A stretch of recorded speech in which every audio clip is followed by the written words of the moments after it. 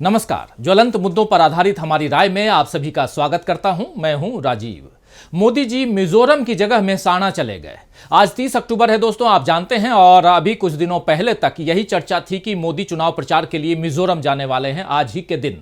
लेकिन कल पता चला, यानी 29 तारीख को पता चला कि अब उनका मिजोरम का दौरा रद्द हो गया है और फिर देश के प्रधानमंत्री एक बार फिर पूजा पाठ करते हुए आज दिखाई दिए। बनासकाठा जो बात कर रहा हूं मैं, मेहसाणा हो या बनासकाठा हो, ये सब गुजरात में है। बनासकाठा के तो खुद रहने वाले हैं प्रधानमंत्री नरेंद्र मोदी, और आज बनासकाठा के अंबाजी मंदिर में मोदी जी पूजा करने के बाद रोड शो करने का जैसा काफिला जो है वो लेकर के आगे बढ़े।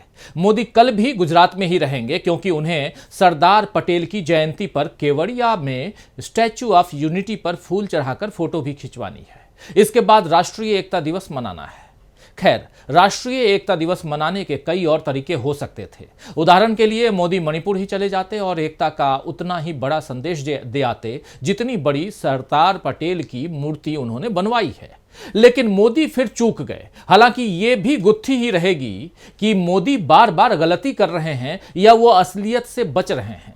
वैसे भी मोदी जी को अब कांग्रेस के साथ साथ बाकी विपक्ष ने भी कायदे से घेरना शुरू कर दिया है, और अब मोदी के सगे यानी बीजेपी के लोग और उनके अधिकारी भी ऐसी ऐसी बातें कह रहे हैं जिनसे मोदी का घेराव और बढ़ गया है।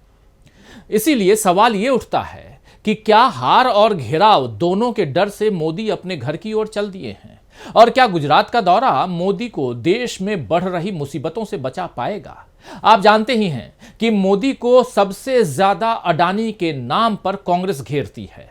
राहुल गांधी तो संसद में मोदी और अडानी की प्राइवेट जेट में दोस्ताना अंदाज वाली तस्वीर भी दिखा चुके हैं, जिसे न जाने क्यों संसद की मर्यादा के खिलाफ माना गया था। अगर तस्वीर में कुछ छेड़खानी की गई होती तो बात अलग थी, लेकिन जिस तस्वीर को खिंचवाने में मोदी को कोई प्रॉब्लम नहीं हुई, उसे दिखाने में क्यों प्रॉब्लम हुई, यह सोचने वाली बात है। खैर, अडानी मुद्दे पर सवाल पूछने के कारण राहुल गांधी को तरह तरह से निशाने पर लेने की कोशिश हुई, लेकिन राहुल गांधी अब भी अपनी रैलियों में, अपने भाषणों में खुलकर बोल रहे हैं कि मोदी जी देश की सारी संपत्ति अडानी की दोस्ती के कारण दिए जा रहे हैं। इधर एक और सांसद महुआ मोइत्रा भी लगातार संसद में अडानी मुद्दे से जुड़े सवाल उठाती रही हैं, जिस पर अब बीजेपी ने आरोप लगा दिया है कि महुआ ने पैसे लेकर संसद में सवाल पूछे और अपना लॉगिन पासवर्ड कारोबारी दर्शन हीरानंदानी को दे दिया, जिससे वो सीधे सवाल पोस्ट कर सकें। हीरानंदानी ने भी इस पर अपना हलफनामा देकर बीजेपी के आरोपों को दोहराया है। मगर अब महुआ मोइत्रा ने पलटकर सवाल पूछ लिया है कि वो पैसे कहां हैं, ये तो बता दो जो मुझे दिए थे।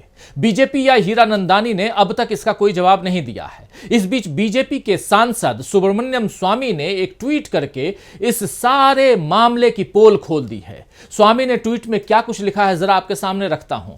स्वामी ने ट्वीट में लिखा है कि टीएमसी की लोकसभा सांसद महुआ मोइत्रा के मामले को जिस तरह गरमाया गया है, मुझे उस पर आश्चर्य हो रहा है। अगर उनकी निजी जिंदगी बीजेपी के लिए मसला है तो याद रखिए कि मोदी के निजी जीवन में शर्मिंदगी वाली और ज्यादा बातें हैं। इसके अलावा और क्या है? अगर कोई पढ़ा लिखा करोड़पति उनके लिए संसद में सवाल पूछने के लिए स्टेनो का काम करने लगे तो उनका मखौल उड़ाया जा सकता है, लेकिन इसे अपराध कहना बेतुका है। सुब्रमण्यम स्वामी इससे पहले मोदी को चीन से लेकर अर्थव्यवस्था तक कई मुद्दों पर आलोचना के कटघरे में खड़ा कर चुके हैं। आप सब जान चुके हैं, देख चुके हैं, समझ चुके हैं।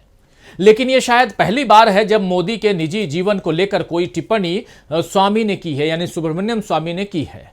मोदी का शादीशुदा जीवन हो, उनकी डिग्री हो, बचपन और युवा अवस्था की गतिविधियां हो, सब पर कई तरह से सवाल उठ चुके हैं। हालांकि इसमें वैवाहिक जीवन वाले सवाल पर कांग्रेस के शीर्ष नेतृत्व ने भी चुप्पी ही बनाए रखी है कि मोदी जी वैवाहिक हैं या नहीं हैं, इसको लेकर भी बहुत सारी बातें चलती हैं। बीजेपी के नेता चाहे सोनिया गांधी या राहुल गांधी पर अनर्गल बातें, टिप्पणियां करते रहें, लेकिन कांग्रेस नेतृत्व ने मर्यादा बनाए रखी है। मगर अब तो बीजेपी नेता ही मोदी पर टिप्पणी कर रहे हैं। इसके साथ ही महुआ मोइत्रा के मामले को भी बेतुका बनाकर बीजेपी और मोदी दोनों को घेर लिया है। सुब्रमण्यम स्वामी के इस ट्वीट के साथ वरुण गांधी के बयान ने भी मोदी को कटघरे में खड़ा कर दिया है। जी हां, अब मैं बात सुब्रमण्यम स्वामी की नहीं बल्कि वरुण गांधी की कर रहा हूं।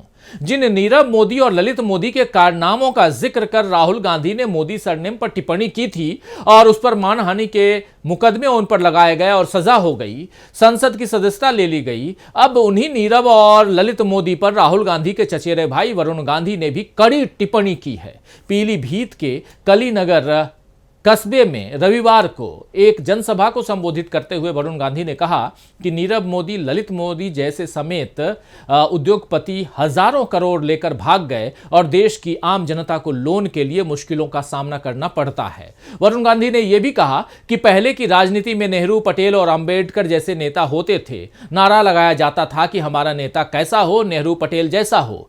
आज की स्थिति इसके उलट हो गई है। आज के नारों में कहा जा रहा है कि हमारा नेता कैसा हो, जिसके पास सबसे ज्यादा पैसा हो। तो आम आदमी की परेशानी और आज के सियासी हालात पर वरुण गांधी ने जो तल्ख टिप्पणी की है, उसमें सीधा निशाना मोदी ही बने हैं, क्योंकि पिछले 10 सालों में देश पर उन्हीं का राज चल रहा है। इन 10 सालों में बेतहाशा महंगाई ने भी लोगों की कमर तोड़ कर रख दी है। अभी प्याज की कीमतें लोगों को रुला रही हैं और देखते ही देखते प्याज 80 से 90 रुपए किलो हो गया है और अब कीमतों को काबू में रखने के लिए सरकार प्याज के निर्यात को कम करने की कोशिश में लगी हुई है। आपको याद होगा कि कुछ समय पहले टमाटर की कीमतें ऐसे ही खूब बढ़ रही थी। कभी प्याज, कभी टमाटर, कभी दूध, कभी अंडे, कभी तेल, कभी और कुछ, ये सारे तमाम जो चीजें हैं, ये महंगाई का ये सिलसिला थम ही नहीं रहा है और इस वजह से आम आदमी को भरपेट भोजन नसीब नहीं हो रहा है। उसका पेट और थाली दोनों खाली जा रहे हैं। अब मोदी के कहने पर कब तक थाली पीटते रहेंगे और पेट तो खाना मांगेगा ही दोस्तों। लेकिन क्या आम आदमी की हालत पेट की आग शांत करने की है? इसका जवाब नीति आयोग के सदस्य रमेश चंद ने दे दिया है। रमेश चंद ने कहा है कि पिछले 2 दशकों में कृषि संबंधी उत्पादों की कीमतें अन्य वस्तुओं की तुलना में 26% अधिक बढ़ी हैं, जिसका सीधा असर महंगाई पर पड़ा है। रमेश चंद के मुताबिक प्रति व्यक्ति खाद्य उत्पादन बढ़ने के बावजूद कुपोषण बढ़ गया है, खासकर पिछले 8 वर्षों में। उन्होंने इसके लिए बढ़ती खाद्य कीमतों को जिम्मेदार ठहराया है और साथ ही इस पर चिंता भी जतलाई है कि भारत 2030 तक जीरो हंगर लक्ष्य को शायद ही पूरा कर सके। इसका एक मतलब यह भी हुआ कि भारत में भुखमरी पर 2030 तक काबू नहीं पाया जा सकेगा। आपको याद दिला दूं कि 2023 ग्लोबल हंगर इंडेक्स में भारत को 125 देशों में 111वां स्थान दिया गया है। लेकिन मोदी सरकार ने त्रुटिपूर्ण प्रक्रिया अपनाए जाने का हवाला देते हुए लगातार तीसरी बार विश्व बैंक की रिपोर्ट का विरोध किया है। बल्कि स्मृति ईरानी, जी हां, केंद्रीय मंत्री स्मृति ईरानी ने तो भूखे लोगों का मजाक भी ये कहते हुए उड़ा दिया था कि वो किसी को भी फोन करके पूछ रहे हैं कि क्या आप भूखे हो। यानी स्मृति ईरानी भूखों का मजाक उड़ाने में भी उससे भी नहीं चूकी हैं।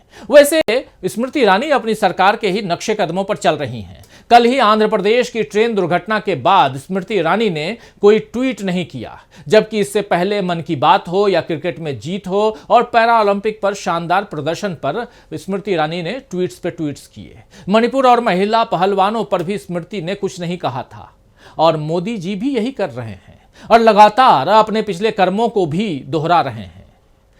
साल भर पहले हमने देखा कि 30 तारीख को ही गुजरात में मोरबी पुल टूटा था। आपको याद होगा, उस समय इलेक्शन भी था गुजरात में और सैकड़ों जिंदगियां तबाह हो गई थी। 30 अक्टूबर, आज का ही दिन। तब भी मोदी अपने कार्यक्रमों में लगे रहे और तुरंत मोरबी नहीं गए।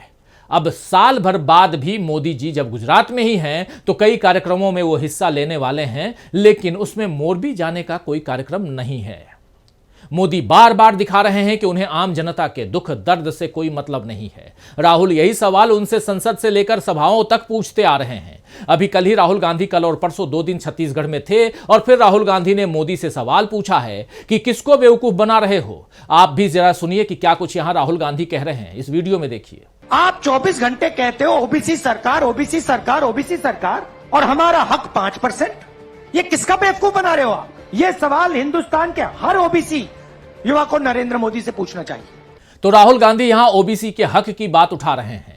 आमतौर पर राहुल शांत तरीके से ही अपनी बात कहते हैं, लेकिन अब ऐसा लगने लगा है मानो उनके सब्र का प्याला भी भरने लगा है। चाहे ओबीसी और आदिवासियों की बात हो या देश के बाकी सभी लोगों की बात हो, मोदी सरकार विकास और अच्छे दिनों के किसी वादे को पूरा नहीं कर रही है और न ही इसके लिए कोई काम करती दिख रही है। इसकी जगह मोदी पूजा पाठ, रोड शो और उद्घाटन में ज्यादा वक्त दिखा रहे हैं। चुनावी राज्यों में शायद हार के डर से मोदी ने जाना छोड़ दिया है और अब उनके साथी भी बीजेपी को होने वाले नुकसान को समझ चुके हैं, इसीलिए वो मोदी की घेराबंदी कर रहे हैं। मोदी इस घेरे से निकल पाएंगे या नहीं, या फिर घेरे में धरे चले जाएंगे, ये तो देखना बहुत दिलचस्प होगा दोस्तों, आने वाला वक्त बताएगा। तो आज के लिए बस इतना ही। नमस्कार।